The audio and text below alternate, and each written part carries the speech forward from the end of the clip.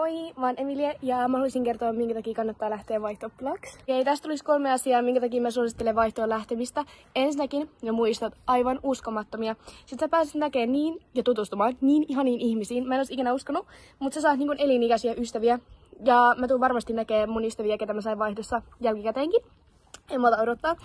Ja toiseksi se kulttuuri. Mä rakastin espanjalaista kulttuuria, se ravintolakulttuuri, juhlakulttuuri, kaikki on niin ystävällisiä oikeesti. Siis joo, se on semmoinen stereotypia, mutta kun sä oikeesti pääset elää siinä kulttuurissa, niin kyllä mä tykkäsin itse ainakin tosi paljon. Ja se toi kans niinku itestä tosi paljon uusia piirteitä esille. Niin mä tykkäsin siitä. Ja sitten kolmanneksi se luonto, siis aivan uskomaton. Pääs matkustelemaan ympäri Espanjaa ja oli niin siistiä. Sä pystyt niinku näkemään ihan uskomattomia maisemia ja ne oli ihan lähellä. Niin oli kyllä tosi siisti kokemus ja en vaihtaisi mihinkään. Toisena asiana mä haluaisin sanoa kielitaidon paranemisen. Mulla parani niin englanti kuin espanja. Englanti parani, koska kyllä sitä käyttää, totta kai siellä.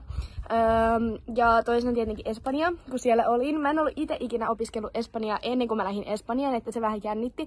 Mutta se oli oikeasti, siellä ympäristössä oppii niin helposti, koska sä kuulet sitä koko ajan. Totta kai välissä saattaa tuntua raskalta, mutta siis kyllä mä nyt jälkikäteen arvostan tosi paljon, että sai uuden kielen ja se avaa kyllä tosi paljon ovia tulevaisuudessa ja en valta odottaa, että pääsen käyttää espanjaa uudestaan. Okei, kolmantena asiana mä sanoisin, että semmonen tietynlainen kasvu ihmisenä. Musta tuli paljon rohkeampi ja sosiaalisempi ja jotenkin aurinkoisempi, en tiedä, ton vaihtovuoden jälkeen. Eli se kasvatti tosi paljon ihmisenä ja myös se, että sä opit pärjäämään itse vähän semmoisissa hankalissa tilanteissa.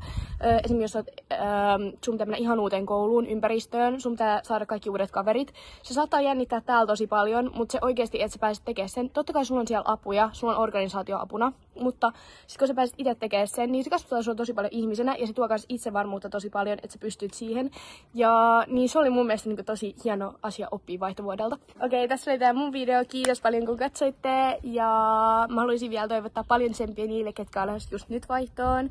Teillä tulee varmasti uskomaton kokemus. Ja niille, ketkä miettii vaihtoon lähtöä, niin suosittelen rohkeasti ottaa yhteyttä. Mutta joo, ciao ciao!